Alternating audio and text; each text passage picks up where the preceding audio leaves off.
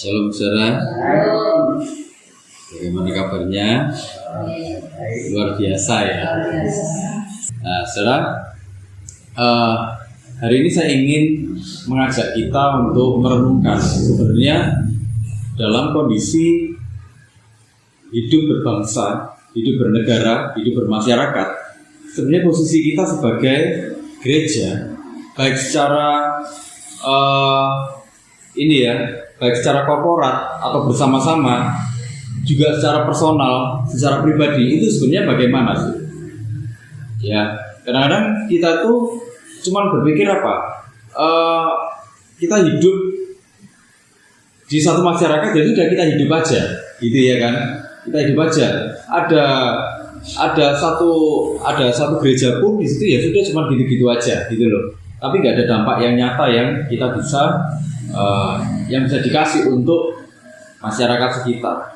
Sebenarnya posisi kita tuh bagaimana sih? Posisi seseorang sebagai gereja atau posisi komunitas sebagai sebuah dikatakan sebagai sebuah gereja itu bagaimana? Sumbangsihnya apa? Apa yang harus dilakukan? Bagaimana hatinya Tuhan? Nah, itu kita akan sama-sama belajar ya saudara ya.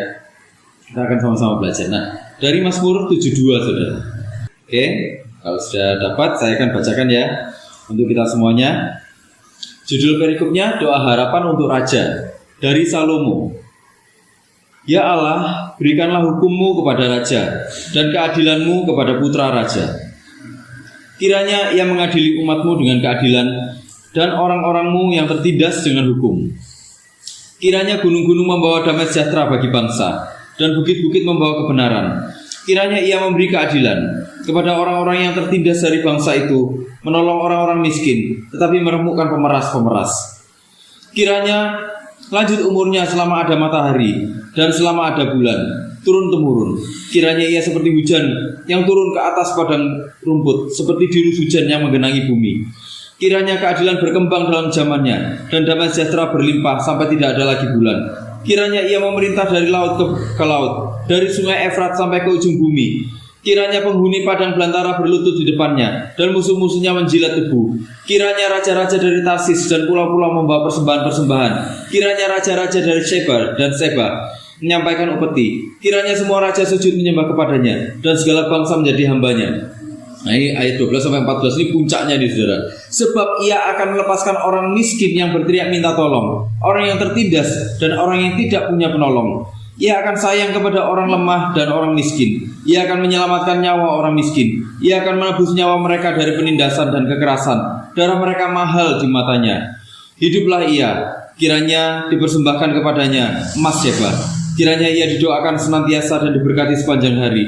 Biarlah tanaman gandum berlimpah-limpah di negeri, bergelombang di puncak pegunungan. Biarlah buahnya mekar bagaikan Libanon, bulir-bulirnya berkembang bagaikan rumput di bumi. Biarlah namanya tetap selama-lamanya. Kiranya namanya semakin dikenal selama ada matahari. Kiranya segala bangsa saling memberkati dengan namanya dan menyebut dia berbahagia. Terpujilah Tuhan Allah Israel yang melakukan perbuatan yang ajaib seorang diri. Dan terpujilah kiranya namanya yang mulia selama-lamanya. Dan kiranya kemuliaannya memenuhi seluruh bumi. Amin, ya amin. Sekianlah doa-doa Daud bin Isai. Nah saudara, ini adalah Mazmur kerajaan saudara. Ini adalah Mazmur kerajaan. Nah, Mazmur ini menurut beberapa teolog ya, ini Mazmur yang bukan cuma sangat mungkin, tapi ini Mazmur yang dipakai di dalam liturgi kerajaan. Jadi misalnya di penobatan raja-raja gitu ya, atau di peringatan kerajaan tiap-tiap tahun, peringatan tahta, liturgi doa untuk raja. Biasanya doa ini akan diucapkan kembali, didoakan untuk raja, dinaikkan kepada Tuhan untuk mendoakan raja ini saudara ya. Nah, sebenarnya doa ini berisi apa? Berisi keadilan, berisi kemakmuran, berisi kesejahteraan, berisi nama yang kekal. Nah, doa ini adalah format doa yang ada di kerajaan-kerajaan zaman waktu itu. Tapi kerajaan-kerajaan lain berdoa kepada dewi-dewi atau kepada dewa-dewa, sementara orang Israel berdoa kepada Allah, ya kan? Allah kita. Nah, doanya ini apa? Doa ini dinaikkan supaya apa? Supaya raja itu bisa bertindak adil. Karena raja ini bisa bertindak adil, akan ada kelimpahan-kelimpahan gitu ya. Akan ada kelimpahan. Nah, itu fokus doanya dia. Nah, itulah saudara, doa ini sebenarnya dianggap gini. Doa ini akan tergenapi sempurna nanti dalam diri Yesus Kristus. Siapa raja yang sempurna? Yang bisa memberkati seluruh bumi? Siapa? Hanya Yesus Kristus. Tapi kita akan belajar sama-sama dari sini, saudara. Ini adalah doa yang disampaikan untuk raja. Doa bagi raja, supaya raja ini bertindak dengan bijaksana, bertindak dengan adil. Nah, saudara, kalau ini dibawa masuk ke dalam hatinya gereja hari-hari ini, sebenarnya apa? Saya melihat ada dua poin utama. Poin utamanya gini, gereja itu harus jadi gereja yang konstruktif atau gereja yang membangun. Tapi bukan cuma jadi gereja yang membangun, gereja juga harus jadi gereja yang profetis. Profetis itu artinya apa? Gereja yang mengungkapkan isi hati Allah, isi hatinya Tuhan. Banyak orang sekarang cuma ngomong, oh gereja yang profetik, oh, pelayanan profetik. Pelayanan profetik itu sebenarnya apa? Ya kan? Banyak orang memaknai atau banyak gereja memaknai pelayanan profetik itu pelayanan kenabian. Jadi orang datang dinubuati, itu pelayanan kenabian. Salah, saudara. Pelayanan profetik itu nggak sedangkal itu. Gitu loh. Pelayanan profetik itu nggak sedangkal itu. Dikit-dikit orang dinubuati, kamu akan begini, kamu akan begini. Enggak. Ya kan, banyak orang yang berpikir cuma seperti itu. Nah, kita akan belajar sama-sama di sini, saudara. Menurut Alkitab, apa yang dimaksud dengan gereja yang konstruktif tadi? Gereja yang membangun. Kedua, gereja yang profetik. Apa basicnya gereja yang profetik itu? Jadi antara gereja yang konstruktif atau membangun dengan gereja yang bersifat kenabian itu sebenarnya satu rangkaian, saudara. Nggak bisa hilang salah satu. Nah, sekarang kita banyak menjumpai gereja atau persekutuan doa yang ngomongnya profetik, tapi konstruksinya nggak ada. Dasarnya nggak ada sama sekali. Ya sudah, orang cuma datang dinubuati selesai, pulang gitu aja. Tapi dasarnya nggak dibangun. Sementara gereja yang profetik itu harus punya dasar yang kuat. Saudara, kalau kita lihat puncak dari ayat ini ada di ayat 12 sampai 14 saja, saudara. Sebab ia akan melepaskan orang miskin yang berteriak minta tolong, orang yang tertindas dan orang yang tidak punya penolong. Ia akan sayang kepada orang lemah dan orang miskin. Ia akan menyelamatkan nyawa orang miskin dan seterusnya. Hatinya apa? Ini sebenarnya hati raja yang penuh dengan belas kasihan bagi orang yang lemah, orang yang miskin, dan orang yang tertindas. Dan seharusnya kita sebagai gereja itu punya hati yang demikian juga. Nah, John Calvin itu bilang gini, saudara. Kesejahteraan rakyat itu adalah hukum yang terutama bagi seorang raja. Gereja, dia teruskan, demikian juga gereja itu harus menunjukkan bahwa kemuliaan Kristus itu tidak terpisahkan dari keselamatan orang-orang miskin. Saudara, kalau kita baca Alkitab, saudara, dari Kejadian sampai Wahyu, saudara akan menemukan ada begitu banyak Tuhan itu memerintahkan umatnya, mulai dari umat Israel, terus lanjut ke perjanjian baru. Bahkan di gereja mula-mula mereka ngurusi orang-orang miskin. Gereja mula-mula itu ngurusi orang-orang yang tertindas, ngurusi orang-orang yang tidak beruntung, gitu loh. Tidak beruntung dalam artian mereka orang-orang yang terpinggirkan. Nah, dari awal sampai akhir kita bisa melihat bagaimana sebenarnya Tuhan punya hati untuk orang-orang yang seperti ini, saudara. Dunia memang sudah nggak sempurna. Kita semua berharap sebenarnya dunia itu dipenuhi dengan kemakmuran, ya kan? Dipenuhi dengan semua ini bisa hidup yang layak. Kita semua berharap ada hal-hal seperti itu, tapi ini dunia yang nggak sempurna. Itulah kenapa setiap hari kita akan selalu ketemu dengan yang namanya gejolak. Kita akan menemu dengan yang namanya pergolakan. Ya kan? Ada orang yang merasa dia sudah berusaha mati-matian, tapi nasib gak berpihak sama dia. Jalan selalu buntu. Apa yang terjadi? Ini kalau masih 1 orang, 2 orang, saudara, 3 orang, 4 orang mungkin, mungkin nggak terlalu efeknya mungkin nggak terlalu besar. Tapi kalau ini sudah jadi apa namanya, sudah jadi membesar jumlahnya, kayak apa yang kita lihat belakangan ini, saudara. Sebenarnya aksi-aksi protes itu dipicu dengan ketidakpuasan, ya kan? Dipicu ketidakpuasan. Kenapa kok seperti ini? Kenapa kok seperti ini dalam kondisi susah seperti ini? Kenapa ada pajak seperti ini? Kenapa ada pajak seperti itu? Kenapa ada seperti ini dan seperti itu, ya kan? Terjadilah akumulasi. Semua merasakan hal yang sama dan terjadilah akhirnya ledakan. Nah, kita bisa melihat sepanjang zaman, saudara, kita akan ketemu hal-hal yang seperti itu. Kita akan terus ketemu hal-hal yang seperti itu sampai nanti Tuhan datang kembali, ya. Saudara, kita ke negara maju, ke negara yang katanya makmur, itu tetap ada kok orang miskin. Saya waktu ke Jepang, saya lihat di bawah jembatan itu ada orang yang tidur di dalam kardus, saudara. Jadi itu kardus ditotoh gitu, saudara, ya, di pinggir-pinggir jalan. Bedanya mereka tapi mereka nggak ngerusui di jalan gitu loh. Jadi mereka cuma gelar kardus saja. Mereka masuk ke dalam kardus. Kardusnya kadang-kadang tingginya cuma segini, saudara. Cuma mereka pakai untuk tidur aja. Saya ngeliat sendiri waktu itu. Saudara tahu, saya ngeliatnya itu di Tokyo waktu itu, di Akihabara. Itu kan pusat keramaian, saudara. Saya jalan-jalan ke sana waktu malam-malam. Saya jalan kaki di sana. Saya ngeliat kehidupan di sana. Dan saya ketemu yang seperti itu. Bahkan di negara maju pun ada hal seperti itu, saudara. Orang-orang yang terpinggirkan.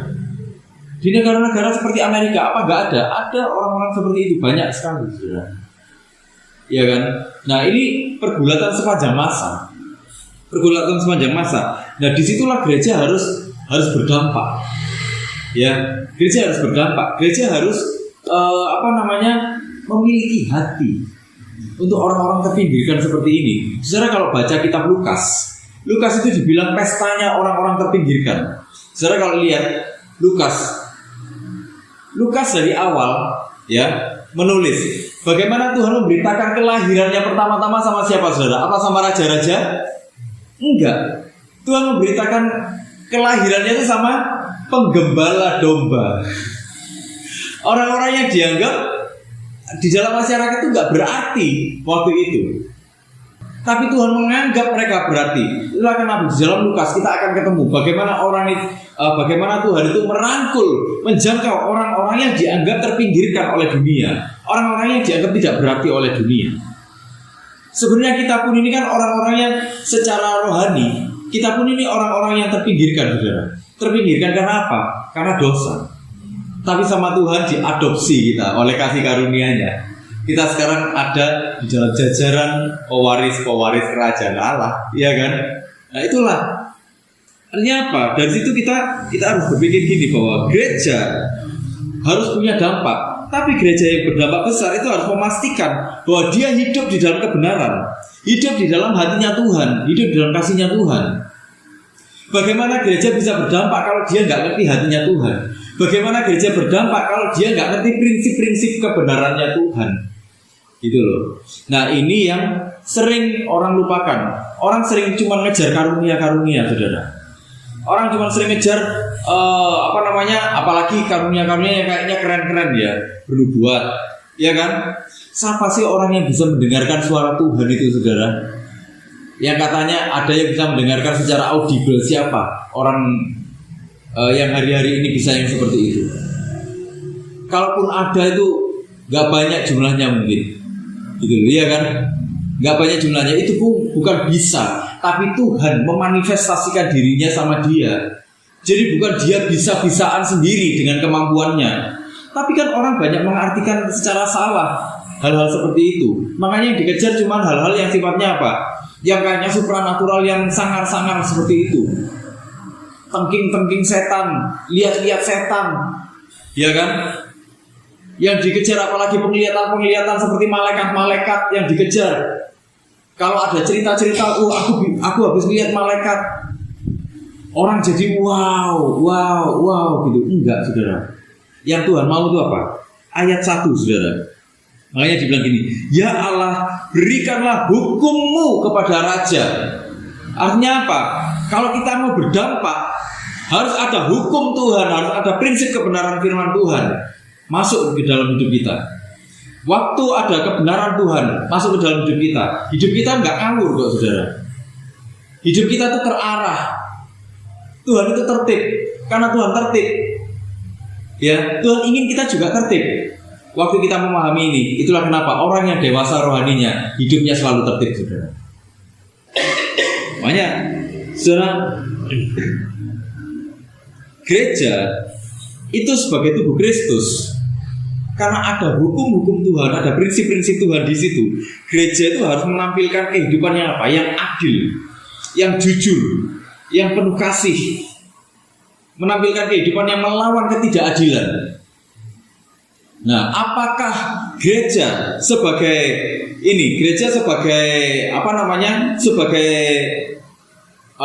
institusi atau gereja sebagai personal itu sudah menampilkan hal yang seperti itu?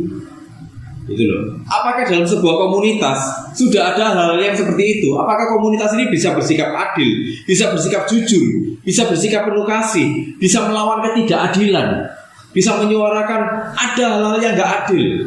Apakah kita sebagai personal kita masih pilih kasih? Apakah kita sebagai pribadi kita bertindak tidak jujur? Apakah sebagai pribadi kita ini bertindak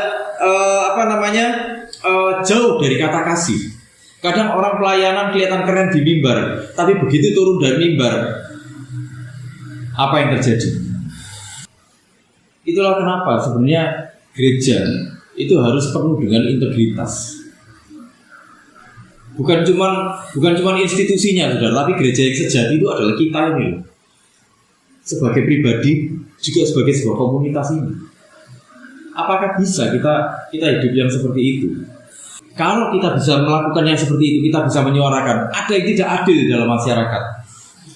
Kita bisa menyuarakan ada hal yang tidak beres dalam masyarakat ini. Saudara, sebenarnya hal-hal yang seperti itu adalah panggilan orang percaya kok. Kadang-kadang kita tuh kan berpikirnya gini, ya wis lah, itu kan urusannya politisi. Atau ada pandangan yang ngomong kayak gini, orang Kristen nggak boleh berpolitik, bener nggak? Orang Kristen nggak boleh terjun ke politik, ya bener ya. Ada orang-orang yang bilang kayak gitu kan, katanya siapa? Saudara, kalau kita perhatikan dari perjanjian lama, bahkan dari perjanjian lama, nabi-nabi itu punya pengaruh yang besar ke dalam keputusannya raja-raja. Nabi-nabi itu punya pengaruh yang besar tentang jalannya sebuah pemerintahan, jalannya sebuah bangsa. Nah, sebenarnya itulah yang Tuhan harapkan. Bagaimana hidup kita itu nantinya bisa membawa dampak yang besar untuk orang-orang di sekeliling kita. Kita nggak usah ngomong bangsa dulu lah. Kita ngomong untuk orang-orang di sekeliling kita. Bagaimana kita bisa menjadi berkat untuk orang-orang di sekeliling kita? Kalau ada orang-orang yang tidak beruntung, bagaimana kita bisa mendorong mereka? Bagaimana kita bisa memotivasi mereka? Bagaimana kita bisa menjadi berkat untuk mereka? Dulu ada satu diskusi ya, waktu saya di kelas di STT. Kalau ada gereja di sekitar lokalisasi, ini gimana menurut saudara? Otomatis ini orang-orang yang jemaatnya kebanyakan orang-orang di lokalisasi, benar nggak? Yeah. Bahkan mungkin termasuk PSK di sana itu berjemaat di sana, benar ya? Nah, pengertian klasiknya mereka ngomong, kalau kita bekerja, kita harus ngasih perpuluhan. Nah, kalau para pekerja seks komersial ini atau para PSK ini kemudian memberikan perpuluhannya ke gereja, bagaimana pendapat saudara? Oh, ada yang bilang nggak halal gitu ya, Pak Andreas bilang nggak halal. Tuh. Kenapa? Nggak layak. Terus yang lainnya mungkin ini gimana? Ini loh ini saudara. Ini memicu perdebatan loh ini. Gimana menurut saudara? Otomatis kan? Loh, tapi kalau mereka nggak ngasih persembahan, nggak ngasih perpuluhan, operasionalnya gereja bagaimana? Ayo. Rumit kan jadinya. Sementara gereja ini kan harus running kan, harus mungkin bayar pemain musik mungkin, atau bayar listrik minimal ya, listrik air itu kan minimal harus bayar gitu. Kalau mereka nggak kasih, nggak dari persembahan dan perpuluhan mereka, termasuk PSK ini bagaimana? Dari mana? Jadi persoalan kan? Nah itulah bagaimana gereja harus jadi jawaban di sana. Oke, sementara gereja menerima perpuluhan, misalnya, atau anggaplah gereja menerima persembahan dari mereka supaya gereja ini bisa hidup, bisa jalan. Tapi gereja juga punya tanggung jawab untuk apa? Mengentaskan mereka dari dunia seperti itu. Caranya bagaimana? Gereja harus bikin yang namanya pelatihan-pelatihan. Entah itu pelatihan masak supaya nanti mereka bisa keluar dari sana jadi tukang masak, atau mungkin mereka buka depot sendiri, buka warung sendiri mungkin. Ngajari mereka jahit mungkin, buka pelatihan-pelatihan seperti itu, gitu loh saudara. Ya kan, gereja nggak boleh menutup mata dengan itu. Nah itulah saudara, konstruksi gereja yang ideal itu adalah gereja yang membawa hati Allah. Saudara, di ayat 1-4 bilang gini, nih hatinya Tuhan. Ya Allah, berikanlah hukum-Mu kepada raja dan keadilan-Mu kepada putra raja. Kiranya raja ini saudara yang mengadili umat-Mu dengan keadilan dan orang-Mu yang tertindas dengan hukum. Kiranya gunung-gunung membawa damai sejahtera bagi bangsa dan bukit-bukit membawa kebenaran. Kiranya Ia memberi keadilan kepada orang-orang yang tertindas dari bangsa itu, menolong orang-orang miskin, tetapi meremukkan pemeras. Di ayat 18, terpujilah Tuhan Allah Israel yang melakukan perbuatan yang ajaib seorang diri, dan terpujilah kiranya namanya yang mulia selama-lamanya, dan kiranya kemuliaannya memenuhi seluruh bumi. Amin. Ya, amin. Gereja itu dimulai dan diakhiri. Kalau kita lihat di sini saudara ya, di ayat pertama dan di ayat terakhir, dimulai dan diakhiri dengan apa? Dengan hatinya Tuhan di sana. Bagaimana gereja bisa berdampak? Gereja bisa berdampak kalau membawa hatinya Tuhan di sepanjang masa, gitu loh. Di sepanjang kita hidup, kalau kita membawa hati Allah, kita akan mampu berdampak. Artinya apa? Di sini saudara, kalau kita lihat di awal dan di akhir, gereja yang membawa dampak itu adalah gereja yang menyerahkan dirinya kepada Tuhan. Gereja yang nggak mencari keuntungan pribadi. Gereja yang mencari apa sih yang Tuhan mau? Apa yang Tuhan mau untuk sekelilingnya ini? Aku harus jadi jawaban apa untuk sekelilingku ini? Apa kebutuhannya? Nah itu loh saudara. Artinya apa saudara? Sebenarnya gini, ada begitu banyak hal yang kita bisa kerjakan untuk sekeliling kita. Gitu loh. Kalau kita bersama, kita pasti bisa melakukan itu. Kadang kita merasa nggak bisa melakukan apa-apa. Tuhan, aku kok nggak melakukan apa-apa. Kenapa? Karena kita berpikir kita melakukannya sendiri. Tapi kalau kita berpikir sebagai gereja yang berjejaring, gereja yang bergandengan tangan, kita pasti bisa melakukan banyak hal. Nah, setelah gereja jadi gereja yang membangun di dalamnya, gereja yang penuh dengan isi hati Allah, gereja yang penuh dengan hukum-hukum Allah, gereja yang penuh dengan prinsip-prinsip Allah, barulah masuk ke gereja yang profetik. Jadi gereja yang profetik itu nggak muncul gitu aja, saudara. Nggak ujuk-ujuk ngomong kita persekutuan profetik atau kita gereja yang profetik, enggak. Kalau ujuk-ujuk ngomong kita gereja yang profetik, tapi hatinya Tuhan nggak ada, prinsip-prinsipnya Tuhan nggak ada di sana, hukum-hukumnya Tuhan nggak ada, nilai-nilainya nggak ada di sana, saudara. Itu omong kosong. Itu sebenarnya persekutuan apa ya? Menurut saya itu persekutuan cenayang mungkin ya. Itu loh. Dan itu berbahaya, saudara. Nah, saudara, gereja yang bergerak itu harus mencerminkan isi hati Allah. Gereja yang profetik itu gereja yang selalu menyuarakan kebenaran Tuhan. Gereja yang selalu menyuarakan isi hati Tuhan.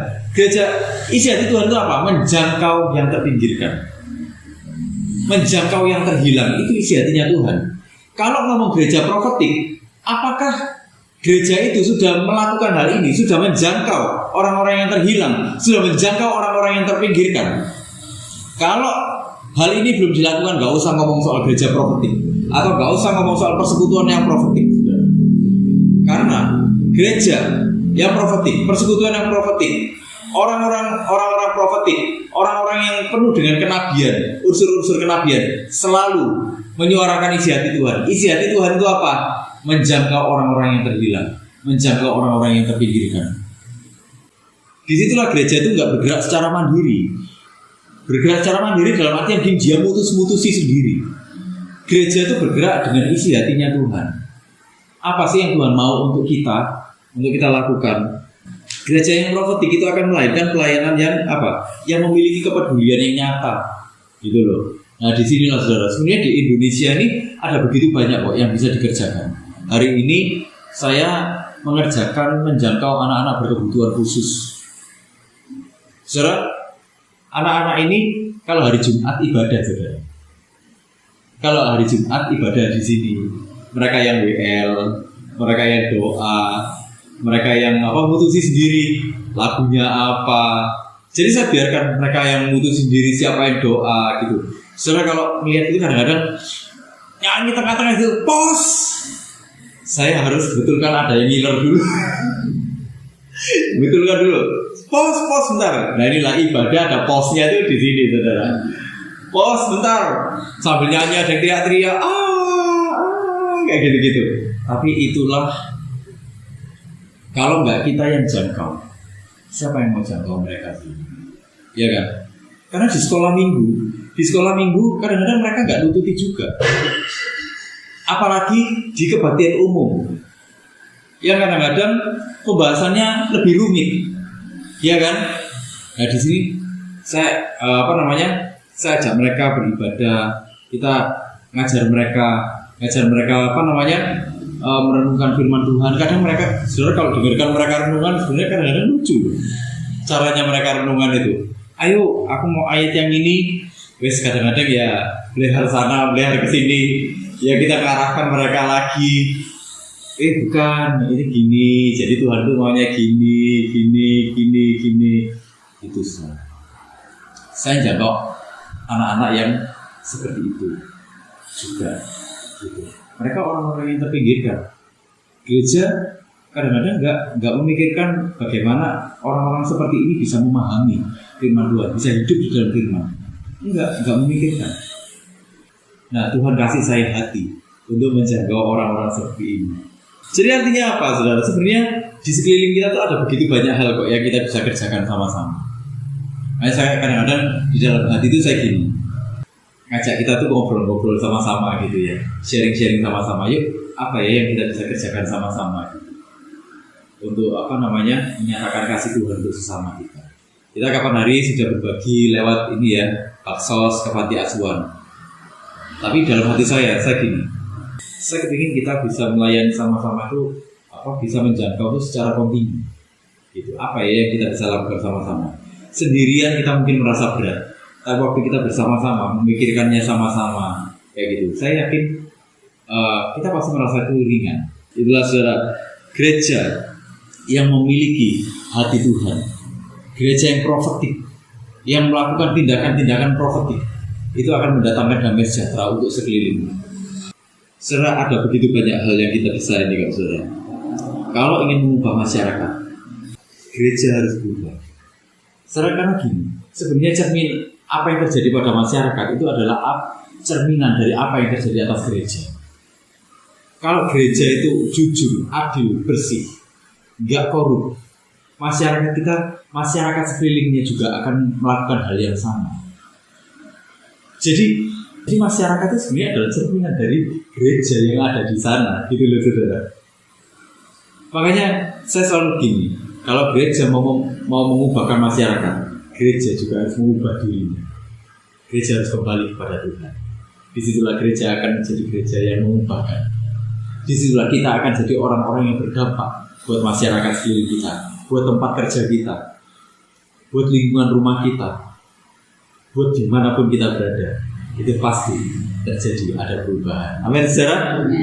Saudara, yuk kita mewarnai hidup kita. Yuk kita hidup di dalam nilai-nilai kerajaan Allah. Dan yuk, kalau kita sudah hidup di dalam nilai-nilai kerajaan Allah, ayo kita menyuarakan kebenaran. Sebenarnya itulah posisinya gereja hari-hari ini, saudara. Gereja seharusnya menjadi jawaban untuk apa yang terjadi dalam masyarakat. Mari kita sama-sama berdoa secara How sweet the sound that